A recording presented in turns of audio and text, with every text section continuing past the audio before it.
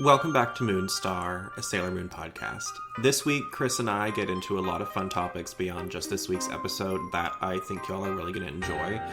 And we both had really different reactions to today's episode for pretty specific reasons, which you'll hear later on.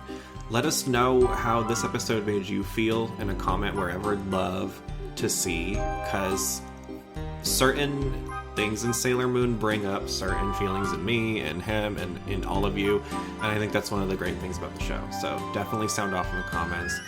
And before we jump into the episode, just a quick little Sailor Moon news bulletin for all of you who are interested. Jimmy Choo is doing a Sailor Moon collab for Valentine's Day this year. Go ahead and check that out if you're interested. But yeah, let's just hit it. We've got a good episode today. See you guys in the outro. So 3 interviews in 1 week. How long does it usually take for you to prepare for one interview? Not that long.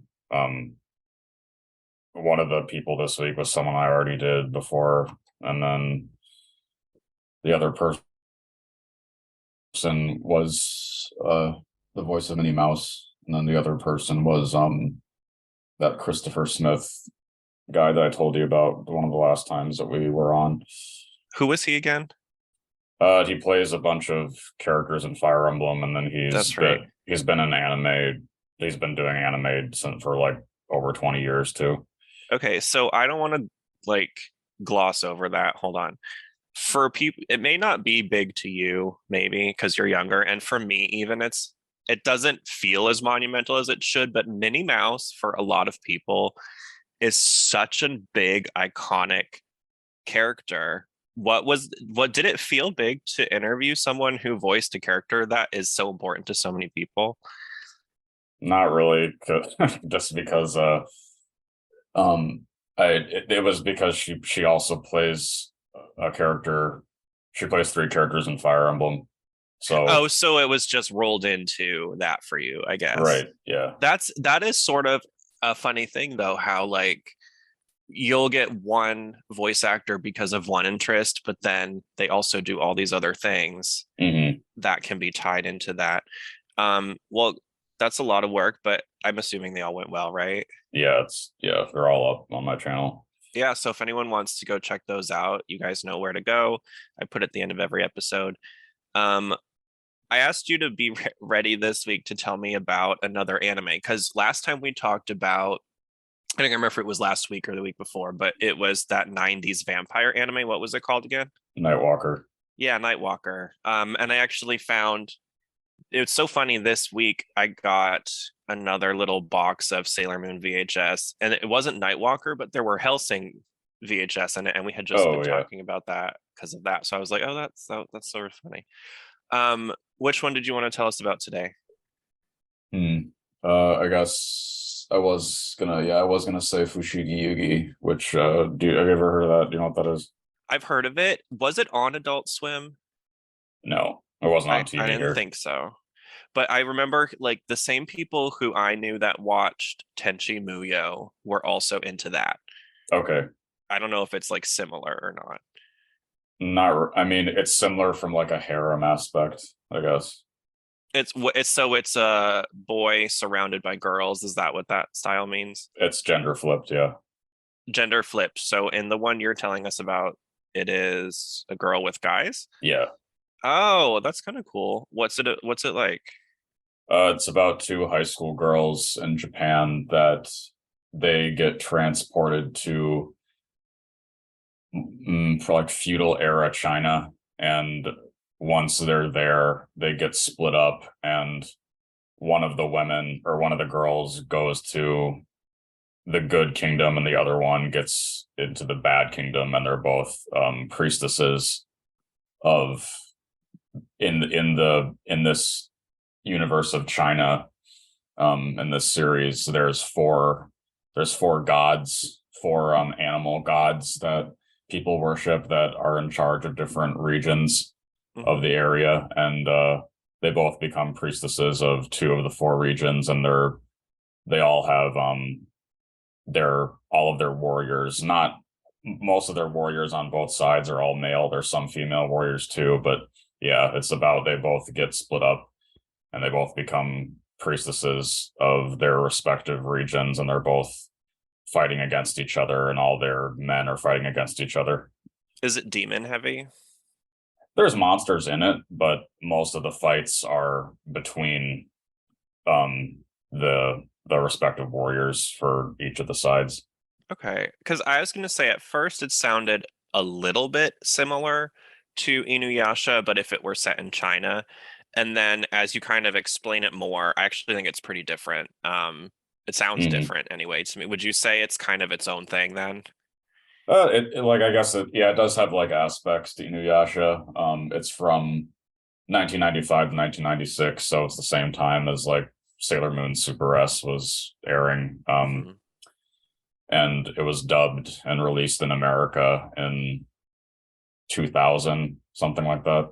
But you said it was never on TV, right? So this would be one that Right. you would have to know about and then go to FYE or Suncoast and get and purchase it, right? If you wanted to watch it. Yeah, or like a library or something. Yeah. Um, and that kind of reminds me of something that I don't remember if we touched on it last time, but I heard recently a fan talking about how back in the day you had to work a little harder to be a fan of things, meaning if you liked Sailor Moon, there was not a podcast about it. There was not any YouTube clips. Like there was none of that. There was very limited information about it on the internet in general because Wikipedia didn't exist yet, really. I don't think it did at all, actually. Like a lot of the resources that we have today just weren't there. And this was actually at a time before Google was like, it existed, but the term Google it was not in the lexicon yet. Yahoo was still relevant. Like, do you know, does that help paint the picture? Yeah. And I think the significance of that is brought out by animes like the one you were just talking about, where if you were a fan of that show, you had to go through a lot of steps to even see it at all, to know about it at all, and then any information you got about it felt special. Do you Right. get what I mean? And then anyone who you knew who also liked something like that, because it was so difficult to navigate that type of fandom or those more like niche things at the time, it made those relationships feel more special too, because you're like, yeah, I know, you know, Biff and Todd or whatever at school are gonna want to punch me in the face if they know I like this stuff, but at least my friend Tyler gets it or whatever. You know what I mean? Like, Yeah. and I think today, I'm sure that there's still certain things that are like that. I think Sailor Moon specifically, until we had this like influx recently with like the more recent revival, historically Sailor Moon's fandom has been a more niche kind of limited thing in the United States. Would you agree? Uh yeah, I guess so. I mean, I guess it didn't like blow up a ton until the Viz redub. Are But you aware of the SOS, like Save Our Sailors thing? Do you even know what that is? no, I don't Okay, think so so. this is probably why my perspective on it's a little different. In the 90s, they canceled the show. Like Sailor Moon Right. was off the air, and we were told we're never going to get any more. The last season is too salacious. Like it's done for, like people would speak in absolutes and you would believe them that way, like in that time period. And so really the fans were literally like, "Oh, if we don't do something, we're never going to see the rest of this show." There was no way to get it, here. It was really difficult. And so people made a website. I believe you can probably still find it if you know where to look. And it was called Save Our Sailors. And it was an entire like fan project that was created as an attempt to get them to keep Sailor Moon A on the air. So, like, keep airing it on things like Adult Swim and Toonami. But then also, we were really pushing to try and get them to dub the last season, even if they had to edit it heavily, Yeah. you know? And obviously, that specific movement didn't get the like specific asks that we were wanting. But I think if that didn't happen, I don't think we would have ever seen a resurgence in America from Sailor Moon. Do you get what I mean? Right. And that's why I think too sometimes when I see younger fans being a little harsh on the 90s dub, I don't think you guys understand what us older fans did to make it so you have any of the new stuff. Do you know what I'm Mhm. saying? Yeah. And there needs to be, and I don't, when I'm not directing this at you because you've interviewed these voice actors, so you respect the work they did. But people who don't will pick at it a little or say things like, if you enjoy this, somehow you're like supporting something wrong or whatever. And it's like, listen, kids, without us, this wouldn't exist for you. You would not Mhm. have gotten the new dub because if we didn't push so hard and show so much interest in it, my generation coming up, they would have bothered. You know what I Yeah. mean? And I think that in the Sailor Moon fandom, overall, it's very inclusive, but every now and then you'll get people who are kind of like, my version of Sailor Moon is the only way to do you know what I mean? Like, have you ever met someone who's like a strictly subtitled person, and then if you tell them you watch dubs, they're like a big jerk to you? Not so much now. It's more just like if people say they watch subs, then it's fine. And if you say that you watch dubs, then it's like they don't be an asshole about it. I wonder because like I sort of took a break from anime fandoms in general for a while I was like teaching and living my life. But like I back in the day, there was kind of a more like judgmental vibe about it, you know, and it was like this is the correct version you should be watching, right? Of Yeah. whatever. And I'm glad it's not quite like that anymore. I don't subscribe to that. My stance is if you love a show, I don't care how you watch it. It's the same show. I mean, there's differences, but you're not hurting anybody by liking one version over another. Would you agree? Right. Yeah. Yeah. Also, I don't know where all of that came from. I took my allergy medicine right before we started, so who knows? But what's your? I'm curious. What has your experience been in the Sailor Moon fandom? Like, when do you remember when you first got into it, and then what it's been like, kind of as you got more immersed? Uh, hmm. Yeah. I think the way that I really got into it, that I got the most attention from it, um, not even that long ago, was posting the production art stuff, and it was always the most attention it got when from people who didn't know about it was always on the Sailor Moon subreddit, and I've never it, been there. How are they there? oh, it's like entirely positive. I might need to check it out because I have such. I'm so like bad at technology. Yeah, but no, like it's always entirely positive posting there, and just in general, it's always been any post I've made in any kind of outlet about the series that wasn't related to production artwork. It's always been entirely positive. That's good. I like that. I've noticed recently, like, because I've been sort of, exploring with Facebook with our show page and everything. Yeah. It does seem like a different landscape from what it was, I would say, even in like 2013. Because Hmm. I remember back then, like, there was a lot of issues where I think sometimes, I don't know if it's like limited to our fandom. It's probably not. I think it's more like any internet fandom group situation. But I noticed people would like create a lot of extra rules that were hard to follow and then be very like intense about them in Sailor Moon groups specifically, but I've also seen it in other groups too now. Do you know what I'm saying? Where you're like, I don't know that us posting a link to a YouTube video is that big a deal. Right. Do you know what I mean? Like I think I don't see why we can't have a moderator, and I'm not talking about any specific group today. This is like old stuff, but people used to like try to share things, and then there would be all these like fighting and oh, that's against TOS or whatever. I don't know. I I find fandoms to sometimes be very rule nitpicky in a way that's like it hurts them. Do Yeah. you understand? Because you're blocking content that these people probably would want to see. Yeah. Um, and I'm guessing the Reddit, it doesn't sound like it's very much like that. And I No. haven't, and yeah, and the Sailor Moon groups and stuff I've been posting in recently have been extremely cool.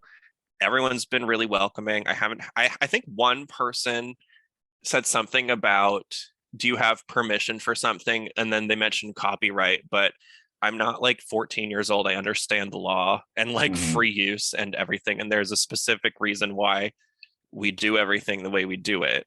You Yeah. know, the worst that'll happen is if for some reason, let's say like, I don't know, who owns Sailor Moon right now? Is it just Toei? Well, you mean like besides the creator? Yeah. Yeah, I guess it would be Toy. Let's say someone there heard our podcast and was like, I don't like these like two happy gays talking about fun things. I want to shut it down. I would just get a letter that was like, hey, you guys, stop that. And then we'd be like, okay. And then it Right. would be it. Like, you know, I think people I think people see certain rules and they don't understand like the procedure if an issue does come up. You know what I mean? Yeah.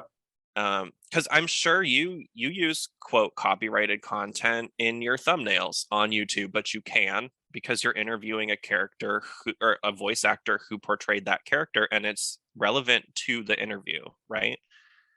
Yeah. Well, and like if you use pictures, like that's like a totally less scale thing that people don't really care about in comparison to like audio and video clips.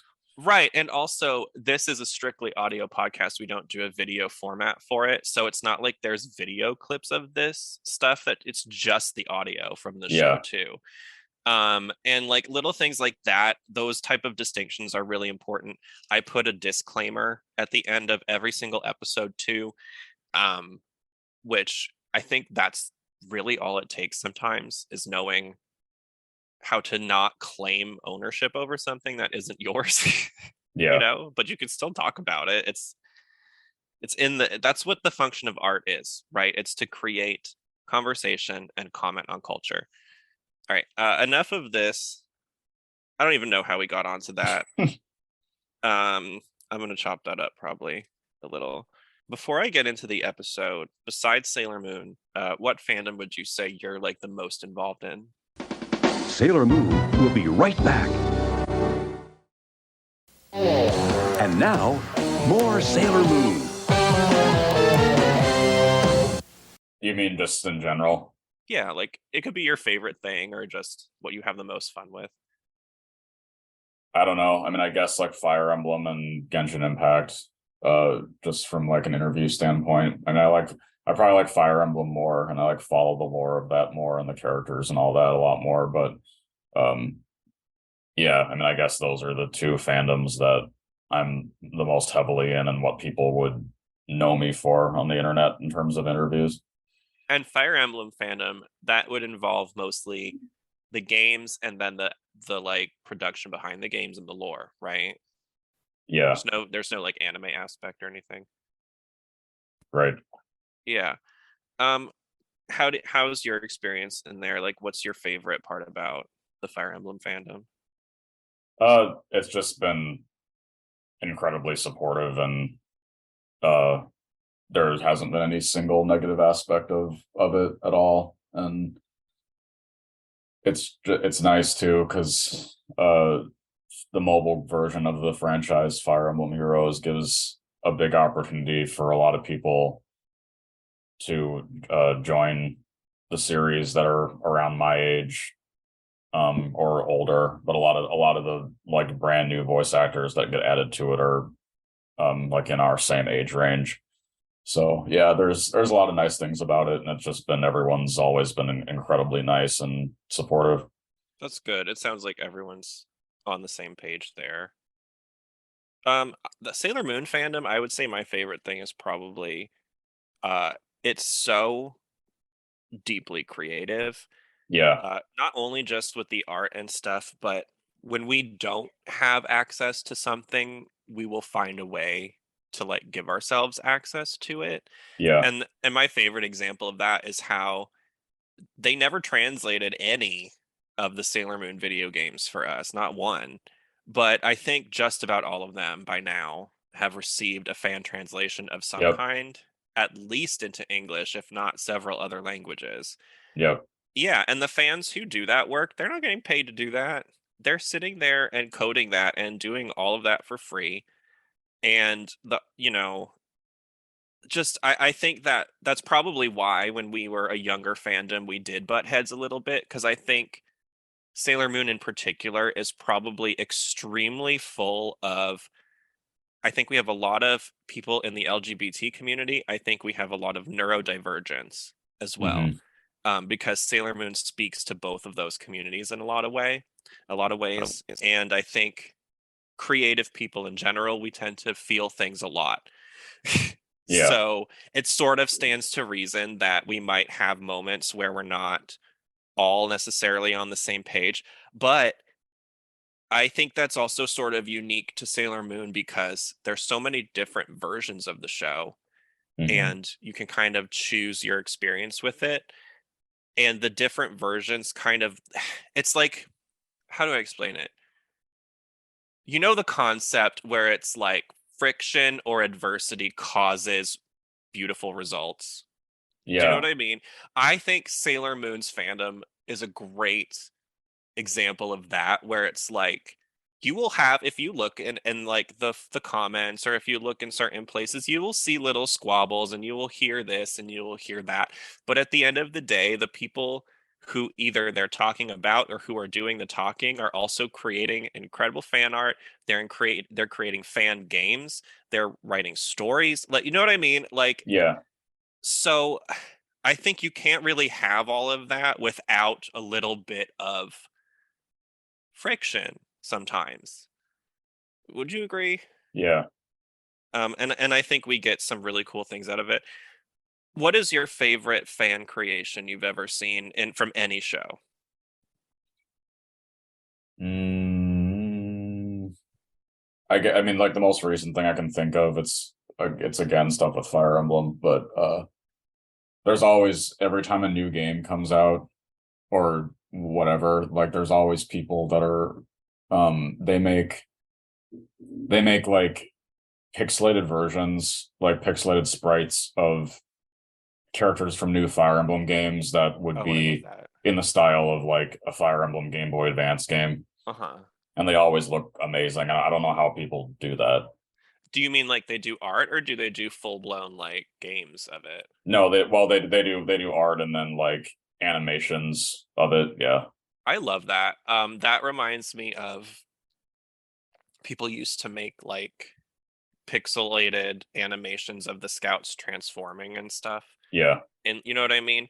Little things like that. I bet Fire Emblem's community is pretty creative too, because I've played Yeah. those games and the strategy involved requires a lot of creativity. Hmm. Um, let's see, what's my favorite Sailor Moon fan creation? Uh, there's a lot. That's really hard.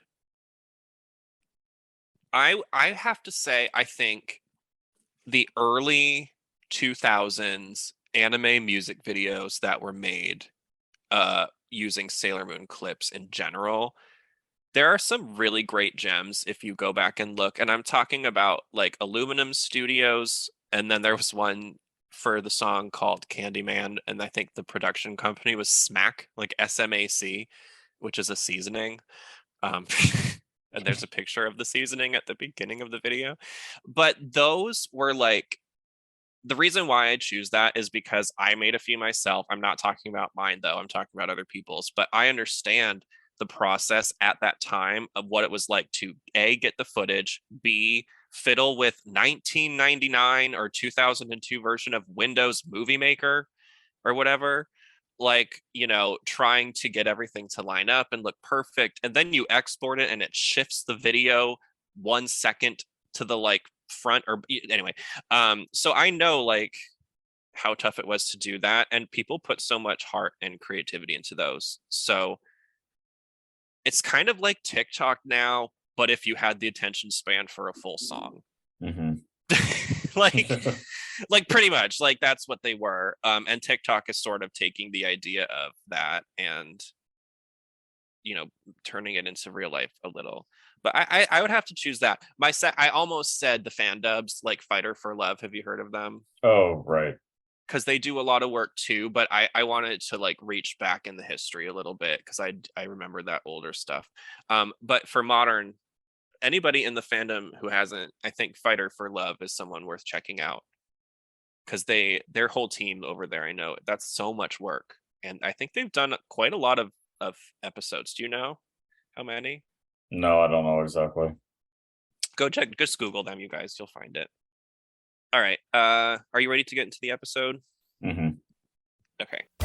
Today on Sailor Moon, a fake tuxedo mask appears, and I find out too late it's really Nephlite setting a trap to capture me. Will he succeed? Will the Negaforce triumph? Sailor Moon will be right back, and I'll show you. Before I go into my notes, can you tell me what you thought about this one generally? That's fine. Like, the animation is decent. I like the tuxedo mask disguise that Nephrite uses. That was cool. The ending is funny, and yeah, like, it's just above average. This is the first episode I've watched in a while that I actually didn't love that much, honestly. Okay. I think it's fine. I don't think it's bad, but there were certain, we'll get into why. But there are still some great points to it, though. So the first thing I wrote down is Nephlite's voice is so deep. Of course, Tuxedo Mask. Like, and I know you're watching the Japanese, right? Is his voice stand out in any way in that one? It's just, I mean, it's not like super deep, but it's a pretty attractive voice. I think the problem that I'm having with it in this version, the English one, is that it's obviously so put on. And I think if they would have just chosen like a person with a deep voice, it would have come off better. But I can hear it's almost like, as a gay person, we can hear when other gay guys are like masculine, like, you know what I mean? When they're like butching it up or whatever, it feels almost like that to me. Yeah. But it's okay. Queen Beryl is starting to get more angry with Nephlite. I'm disappointed, Nephlite. Where is all the energy you promised me? Explain yourself. It's those sailor scouts that keep getting in my way. Stop giving me excuses. You're starting to sound like that worthless peon Jedi. Now tell me what you've got planned for Sailor Moon, unless you want to end up like Jedi. And we see Zoisite kind of antagonizing him in front of Queen Beryl. And in this version, it seems like Nephlite's the first person to draw Queen Beryl's attention to Tuxedo Mask. Is it like that in the Japanese? Yeah, it's the same thing. I could have sworn she knew about him already, but I think I'm combining lore from something else. Because I know in like Sailor Moon, Another Story, when you go into the past, you can visit Queen Beryl and you get the whole backstory about how she was actually in love with Darien before Darien and Serena like were official or whatever, and then Queen Natalia got into her through her jealousy of that. But yeah, I guess in this version she has no idea who he is until now. That's fine. What does Nephlite or Maxfield Stanton send to everybody? Love letters that say someone named Tuxedo Mask is in love with them. Yeah, and in the English one, it's like Tuxedo Mask wants them to meet him at where did they end up at? Is it Tokyo Tower? No, it's some department store. It's the same thing in Japanese. Oh, you're right. It's a shopping center. The love letter itself is really cute. It looks, I think, exactly the same as the ones from Amy's First Love, right? Or similar? Yeah. I like that they stuck with that. They were like, this is a love letter in this show. They're all the same. Oh, I don't believe this. Why would he be sending you love notes all of a sudden? It just doesn't make sense. He's romantic, and 'cause his heart's just busting with love. And if he doesn't tell me right away, he's headed for total meltdown. Ray is gonna be so jealous. Right, Serena. I think we'd better think this over. I mean, just because he's kicked the Negaverse around a few times doesn't mean he's Prince Charming. Did you hear me? I've got a date with Tuxedo Mask. I love that Serena's reaction was Ray's going to be so jealous. Because I think it's sort of a cute beginning of their relationship dynamic that fades a little bit later. Yeah. How does she react to getting the love letter in the Japanese? Does she even mention Ray? Does she? I don't think that she does at first. I think they pushed that rivalry more in the English. Yeah. Which, I don't know, that's fine with me. I don't care. Molly's love letter is cute. She gets the same style. And we find out that Miss Haruna also got one. And so she's going to be chaperoning all the girls to meet Tuxedo Mask. Is that what she says? Oh, that's pretty interesting, because in the Japanese version, she's mad because she doesn't get one. There's none of that. There's none of that narrative in there at all. See, I was wondering because she's not actually there. Right. Later. That was okay. And this starts to bring up why I didn't love this episode that much.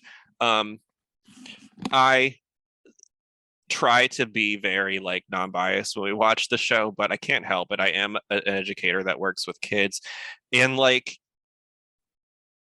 I cannot unsee that Nephlite is like a dude probably in his 20s who just sent a bunch of love letters asking children to meet him alone at night somewhere. You know what I'm saying? Like, yeah. I cannot like unwrap my brain from that fact. And I think it just comes off so much more creepy than I remember.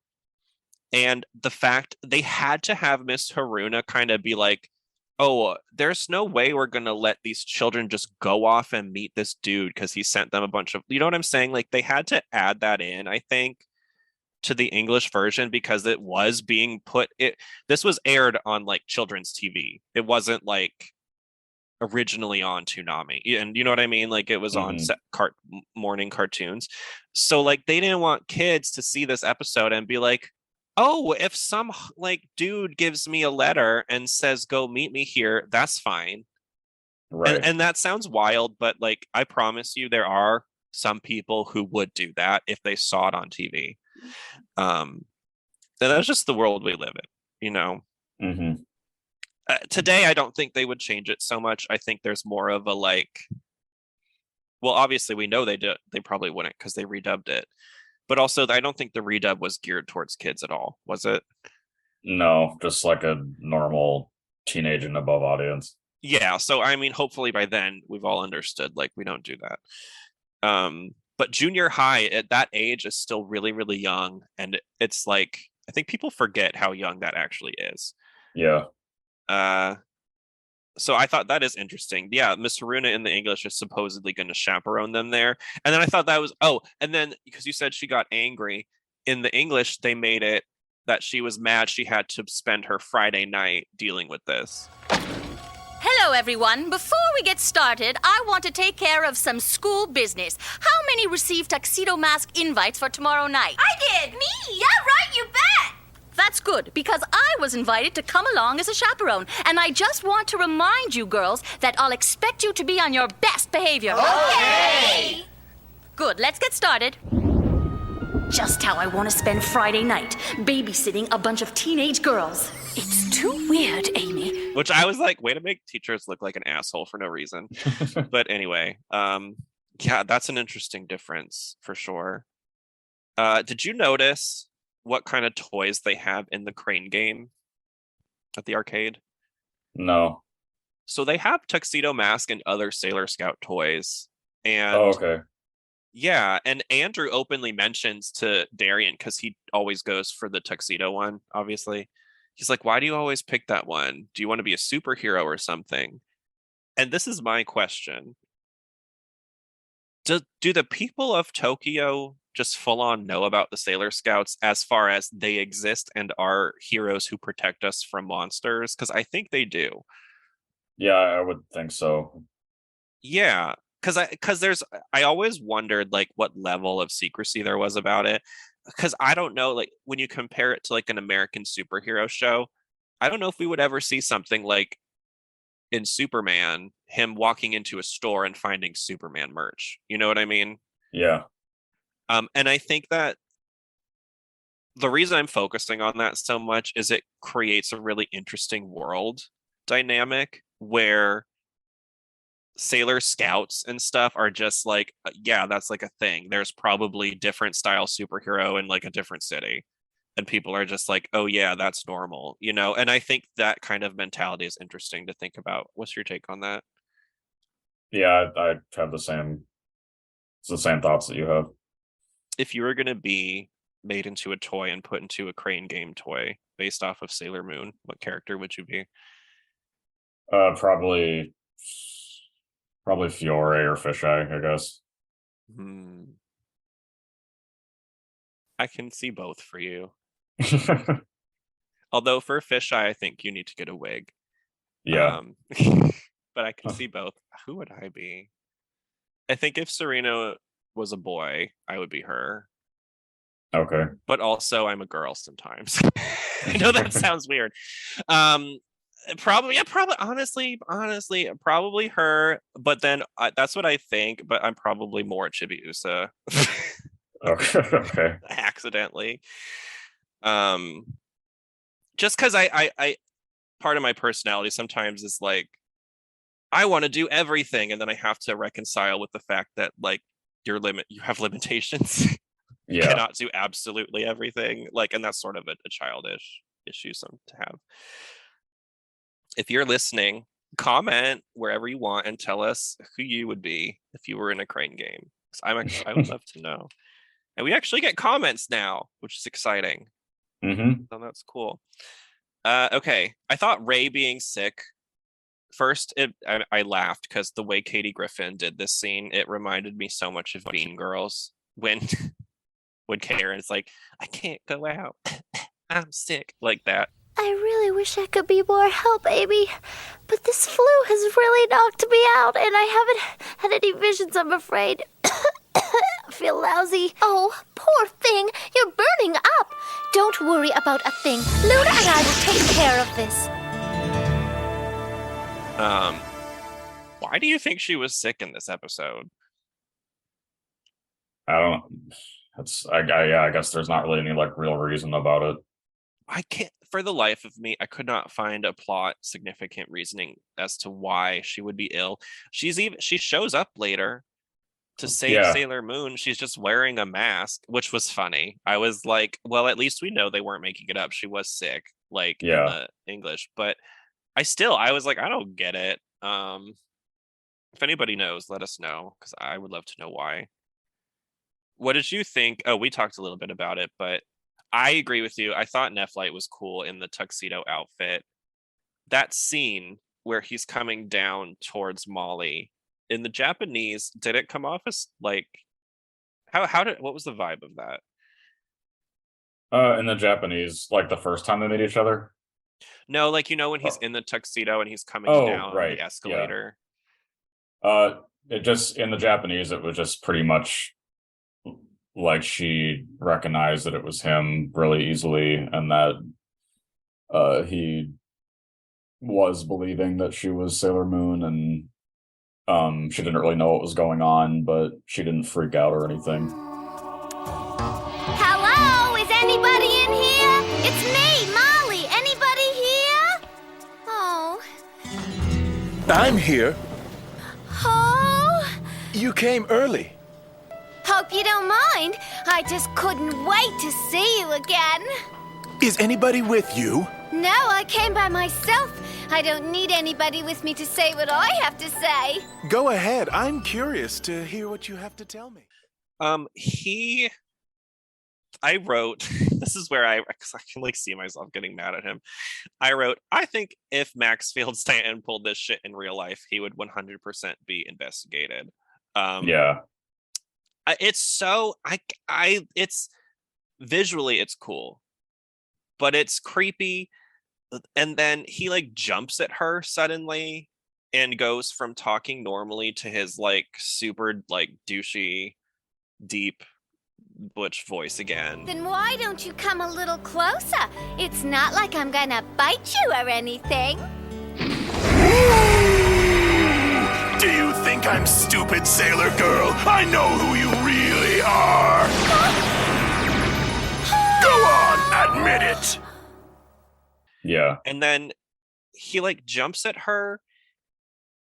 And I was like, this is a little bit team too much. Like, you invited every girl just to get to this one that you already knew was your target, you know?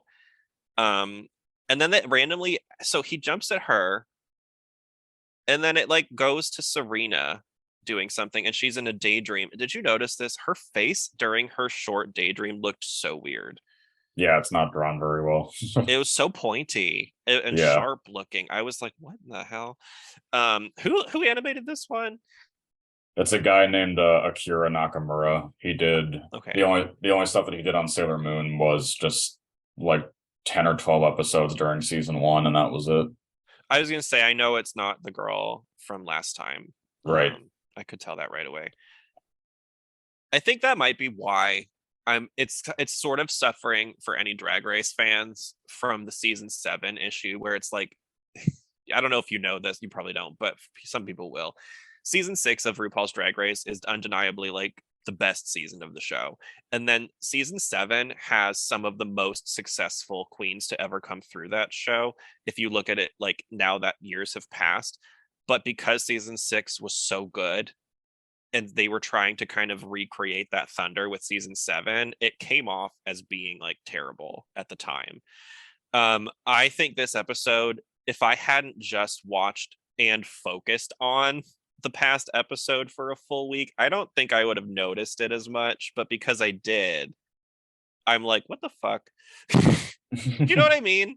I'm like, Yeah. we just had this one that was so great, and then we watched this, and I feel like we're kind of backsliding in quality a little. Right. But I think that happens in Sailor Moon a lot. It kind of bounces around in that way.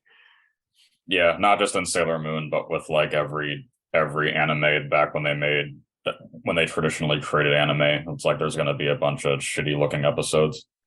And here I'm not even complaining about it. I'm just being real about it, because I think that episodes like this give the show character. I think when something is too perfect, it's kind of like, okay, cool, I'm bored, you know. But yeah, I'm starting this episode. I was just like, I don't know. I'm not featuring Nephlite's tactics at all. I do love escalators. I don't know that anybody else cares about them that much, but I've always found them fun. So the episode gets points for that.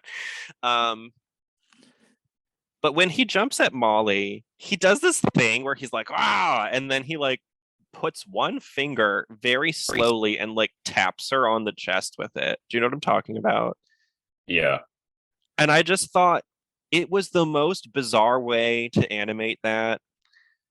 It looked cool at the same time, but I was sort of like in all these weird, uncomfortable feelings about him being strange. And then he did that, and then he was like absorbing her love, and I was just like, I don't know how to.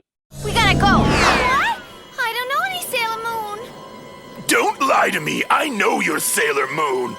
I'm not lying. But I feel a strong force coming from you, directed at me. That's my love. How did you feel about that? I think the way that it's animated looks cool, and like the computer effects that they used. Besides that, yeah, that's pretty much the only takeaway I have. Did they say that her energy was stronger because it was her love in the Japanese one? They didn't have a reason yet. They just said this girl has like an incredible amount of energy, even though she's not Sailor Moon.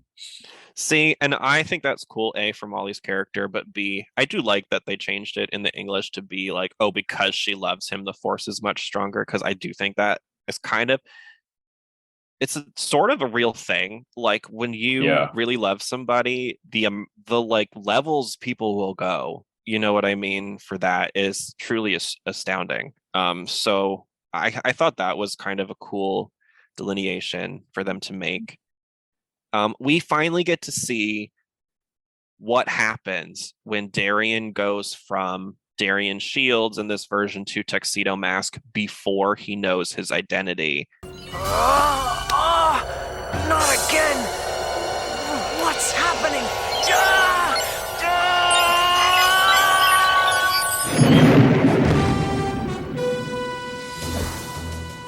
I thought that was really interesting, actually. What did you think about that? Yeah, that was fun seeing the little like henshin sequence for him. And I love that it almost overtakes him automatically when he needs to transform. And it seems like for Darien, the person, he can feel something coming on, like he knows something's going to happen, but he doesn't know what or why. And then he just ends up somewhere else later. Like, almost like a multiple personality. If it was multiple personalities in the movies, I don't believe that's how it works in real life, but that is kind of how they portray it, in Hollywood sometimes. So I thought that was kind of an interesting way to think about it. And then I like to imagine like how confusing that would be to just be like walking down the street with your groceries, and then suddenly you have what appears to be or feels like probably, I don't know, a heart attack or something. You fall down and then you wake up at home with no food. And then that's the part where he's got to later, Darren has to be like, I just spent $50 on groceries. Where the fuck is my food? Yeah. It's on the sidewalk. Anyway. What else? Oh, Nephlite summons the lion Leo from the stars, and I liked the way he did that because he kind of like multiplies himself to match the constellation shape, and then the lion comes out of that. Who's your favorite in season 1 for how they bring monsters into play? I don't like specifically remember a whole lot about that without looking over it again, but probably Zoocyte still. I think my answer for most of the stuff in relation to generals is going to be Zoocyte for this season. Well, I have to agree with you there because the way she uses the black crystal is so iconic. The rainbow crystal arc is one that I never forget about. I love that it's a human that gets turned into a monster and then they have to purify them. I think that's interesting. That, I know we're kind of on a tangent, but that's part of, I think, why people like the show. In season 5 in Stars, I've read some people saying it suffers because none of the normal scouts really want to attack the phages because they're people, and that takes some of the action out of it, which I 100% agree with that. And it makes no sense to me why they would be resisting, because they had no problem attacking monsters who were people in season 1 because they knew Serena would just turn them back. Yep. And Serena has the power to just turn them back in season 5 as well. So they were kind of like repeating that arc, but then for no reason at all, the inners were like not having it. Like, I don't know. And I thought that season 1 sets it up so that they could have done better with season 5. Anyway, that's just like an interesting note. Did you remember that? Did you ever notice that in Stars? Did that ever bother you? Not so much. Not so much like the first time I looked over it, but yeah, like if you think about it, when you watch it again. Same. The first time I watched it, because it was new content, I didn't think anything of it. And then watching it through every time after, I've always kind of been like, this whole thing of like, oh, we can't attack them. It's like, I want to see your attack. Why are you here? Like, just to stand there and not? Like, come on. But no, I still love Sailor Stars. It's still got a lot of cool aspects to it. Oh, in season 1, the English voice actor for Darien, every now and then during like serious moments, can be a little bit awkward. I actually think I prefer the Sailor Moon S and Super S version for Darien. Who does who again? Do you remember? Yeah, so the first one, I think you brought it up the last episode. The first person to voice Mamoru was Rino Romano, and then it was Toby Proctor, and then it was Vince Carrazza, and Vince Carrazza is probably known as the best one, and like he played Mamoru the longest too. I don't know who was in today's episode, if it would have been the first or the second guy. But it was like there's something about the guy who voiced it today where he just like doesn't fully commit during the serious moments or something, and it comes off a little stilted. And I was thinking about that and why that might be. And I think it's because of what they said in your interviews when they were recording this. They were almost always alone. They were not interacting with anybody else, so there wasn't any energy to play off of. Does that make That's sense? Yeah, well that's how anime has always been dubbed. It's never a group thing. Really? Yeah. I think some people are just better at putting it in when they're alone, like putting in that power when they're by themselves, like than others then. It's something that you have to, learn, and it's also dependent on the director. True. And I think Tracy like pushing for the best takes probably is why we see so many good moments in this show, especially in the first two seasons. I would love to. I It's a shame that Kristen Bishop passed away because I would love to hear what her experience was like creating season one. Is there any interviews with her anywhere out there? I don't think so. Oh, it's such a bummer. Um. Oh, so Sailor Moon's tiara doesn't work on the lion.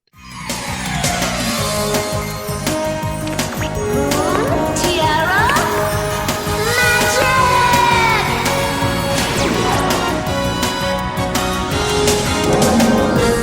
No way!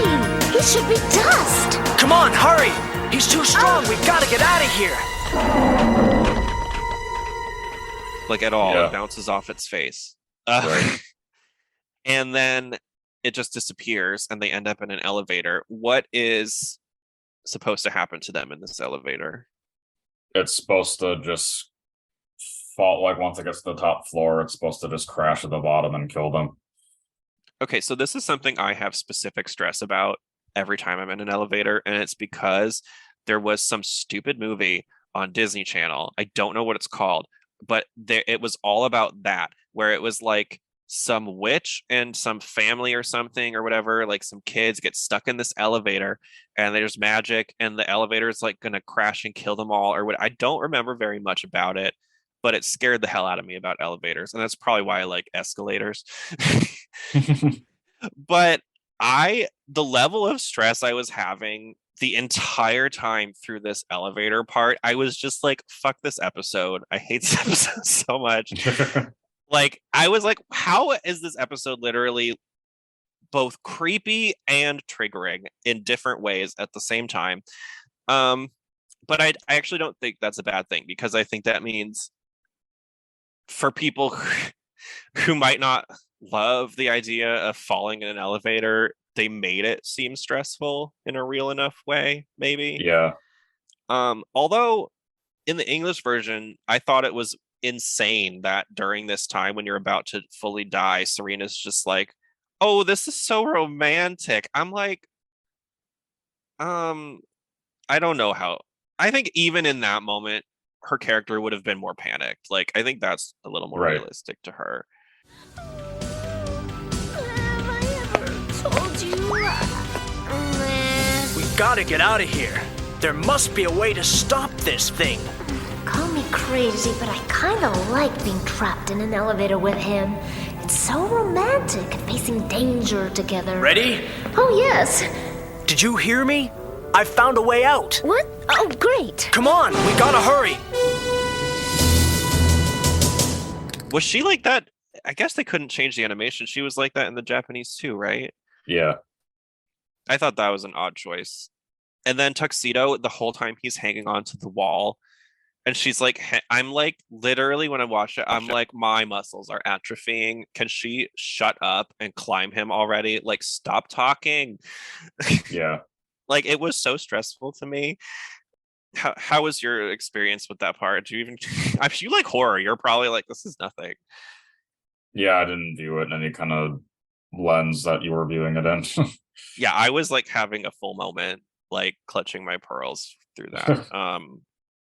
So you can imagine what would happen if I watched real scary things. Mars and Mercury, end up saving them. And Mars is like really out of breath, and Serena in the English is like, "Oh, you're finally here." And they're like, "Yeah, we had to climb like 1 billion stairs to save your ass." What was that what the same in the Japanese? No, I think it was just something like they were surprised, and then they already knew like what was going on because of all the letters from school, and they just ended up showing up there. Yeah, it was a little more wacky in the English one. I think maybe they were trying to take some of the intensity out of it, and I just Yeah. was not having any of that. And I was like, I see what's really happening here. You can't fool me with your conversations about love. It was fine. This is a rare episode where no monster or villain is defeated. Yeah. Can you think of any other episodes like that? I'm sure there has to be more. I can't remember any off the top of my head. If you guys can, let us know which ones they are, but I think there might be one more, maybe, and that's if you're counting like the weird clip show that they did for like Sailor Moon R. Do you know what I'm talking about? That is like only in the dub. Yeah. There's like some bizarre episode that they did like that. That one maybe. Maybe the Doom Tree at the end because she gets purified, but I guess if you're counting purification is, but they're getting defeated though. Yeah. Yeah, I think this is the only one. Well, there you go. It's got a crown for that. Maybe it's not, but I think it is. And then Queen Beryl in the end of this one, we see Zoisite kind of getting too uppity for her liking. And Queen Beryl is basically like, don't think we're friends, I will cut you. Yeah. Kind of. Nephlite, your plan has failed again. Sailor Moon managed to escape. And all you got was that silly girl's energy. Yes, but look how powerful those human emotions can be. Nephlite has managed to give the Negaforce a powerful boost. But he still failed. Aren't you going to punish him? Maybe I should punish you, Zoisite. If you ever question my decision again, you'll face the same fate as Jedi. Understand? Yes. Is it the same vibes in the Japanese? Yeah. And then in the Japanese, does he erase Molly's memory? I don't think that's not like explicitly shown. Because they make a big deal about that at the end of this episode, and I vaguely remember her struggling to remember being part of the arc in the English. So I'm curious to see how that plays out, like the differences between the two. But that's the end of the episode. Before we do Sailor Says, what would you like to add about this one? Not really anything. I guess the only thing is I didn't remember that the arc between Naru and Nephrite is this long. There's still like I think 3 or 4 more episodes, right? Yeah. It's got a ways to go. And I think sometimes the pacing in Sailor Moon, I don't know why it ends up like this, but when it comes to the villains, I think sometimes it's almost like they weren't aware of how many episodes they had left or something. Because like especially in Sailor Moon S, we have Kaori Knight for the longest. Then we have Eugil for quite a long time. Then we have Mehmet for a bit, and then it's like boom, boom, boom. Like the last 3 just go quickly. And it's kind of like we had no time with any of them, especially Tallulah, the plant one. Right. I can't understand why they paced it like that in S. Do you have any intel on that? No, I mean, I know for season 1 that originally the show wasn't going to be very long, and Naoko was like still writing it, obviously, as it was going. So I think that was the case for like most of the original run of the entire series. But yeah, like in the first season, it was only supposed to be like half of the 40 something episodes.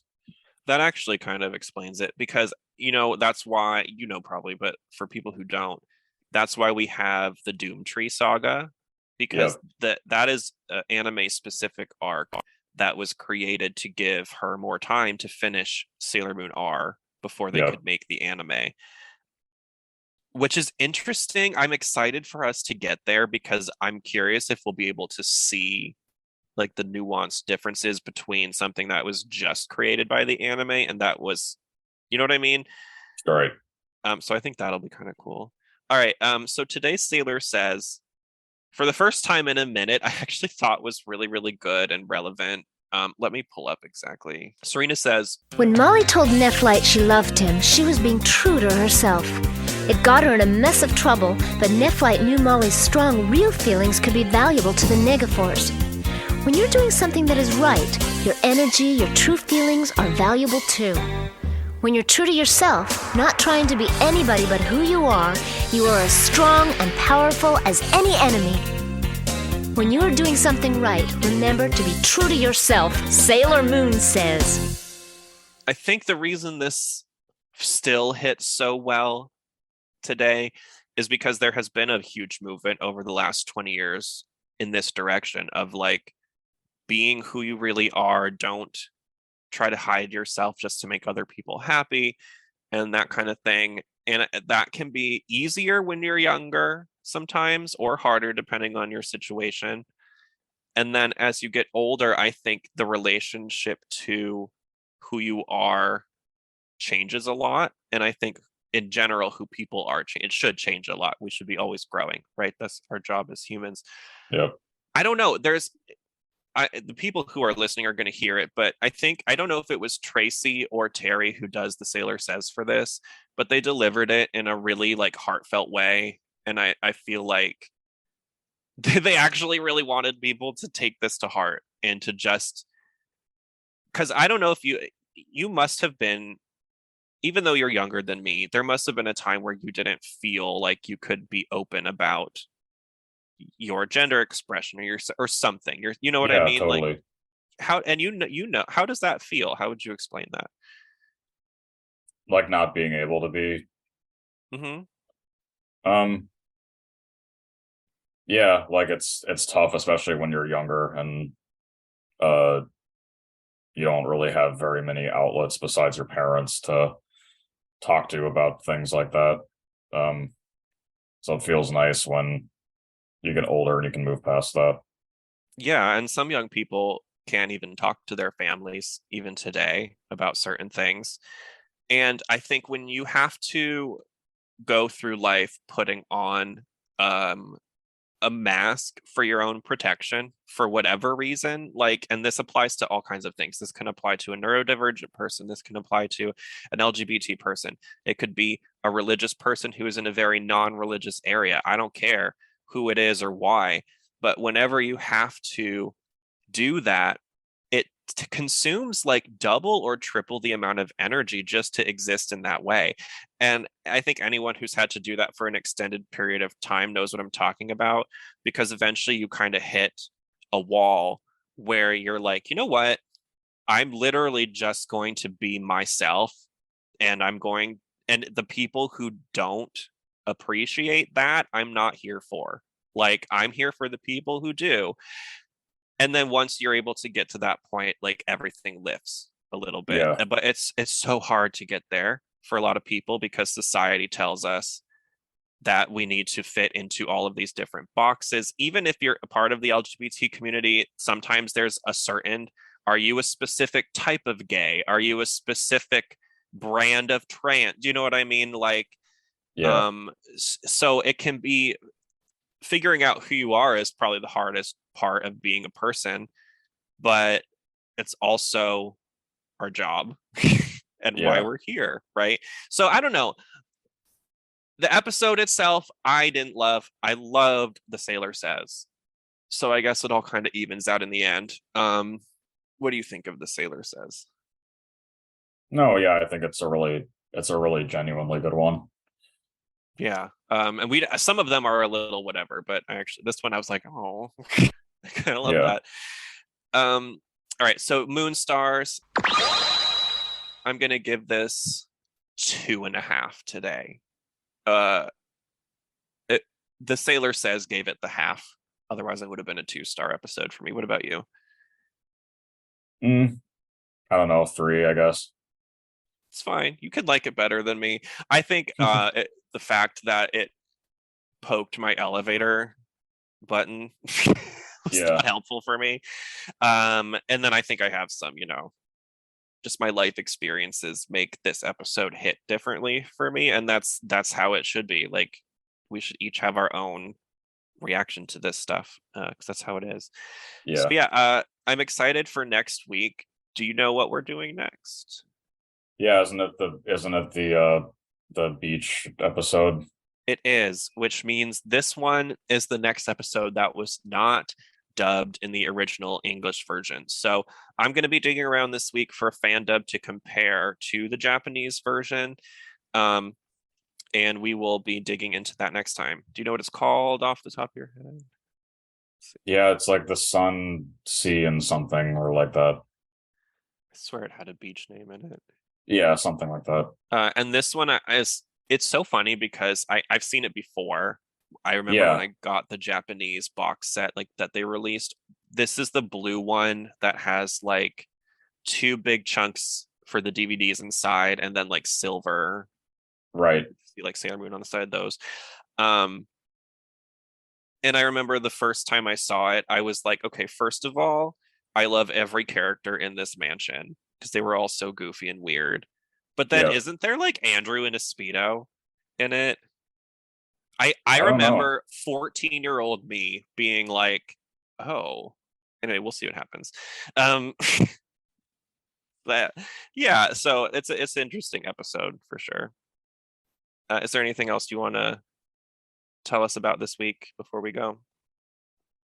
Oh, just I have 3 more interviews this week. They're all more people that are in the latest mainline Fire Emblem game. 2 of them are people I've already talked to, so I'm just revisiting with them. And then the last one is a new person. So that's exciting. I think the ones that you're getting to follow up on are going to be really interesting for people to listen to.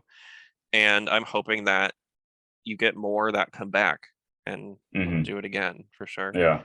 And we'll touch base maybe in the next couple weeks about seeing if we can like find a few other Sailor Moon people that we want. We need to make a list of who we need.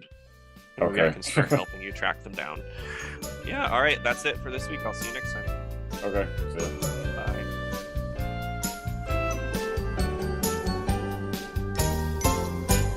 That's it for today's episode of Moonstar.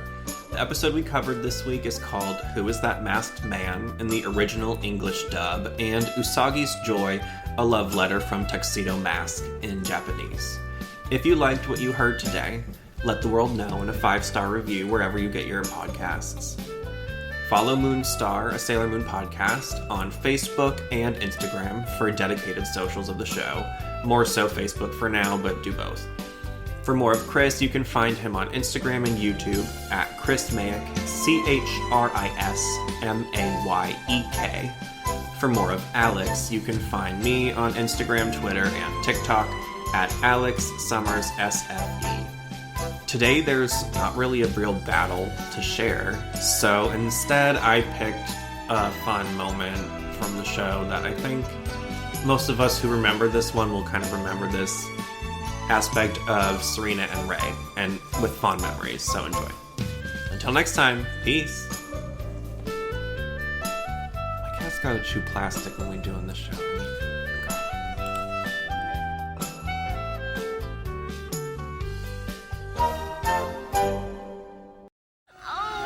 Oh, Tuxedo Mask, this can't be happening. We've got to get out of here.